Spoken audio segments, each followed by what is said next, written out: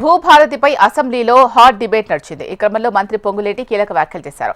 ధరణి రెఫరెండంగా వెళ్లిన బీఆర్ఎస్ ను ఓడించారని అన్నారు. వచ్చే ఎన్నికల్లో తాము భూభారతి రెఫరెండంగా వెళ్తామని, ప్రజలకు ఎవరికి ఓటేస్తారో చూద్దామని సవాల్ చేశారు. పొంగులేటి వ్యాఖ్యలకు కౌంటర్ ఇచ్చిన పల్లా తాము ధరణిపైనే ఎన్నికలకు వెళ్తామంటూ సవాల్ను స్వీకరించారు.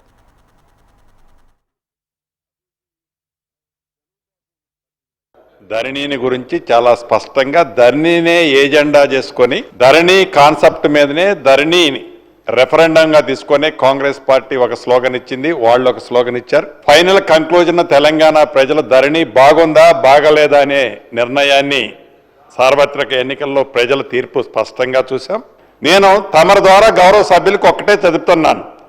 ఎస్, కాంగ్రెస్ పార్టీ సైంటిఫిక్గా ప్రజల కోరిక మేరకు భూభారత కాన్సెప్ట్తోనే రాబోయే మళ్లీ సార్వత్రిక ఎన్నికల్లో భూభారత కాన్సెప్ట్తోనే మేము పోతున్నాం.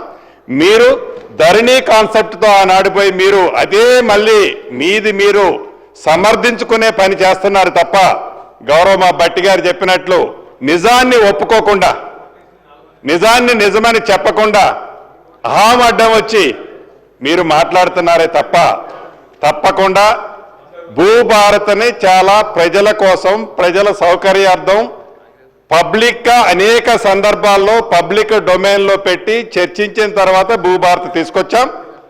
మీరిచ్చే సూచనలు సలహాలు తప్పకుండా మంచివైతే సేకరిస్తాం.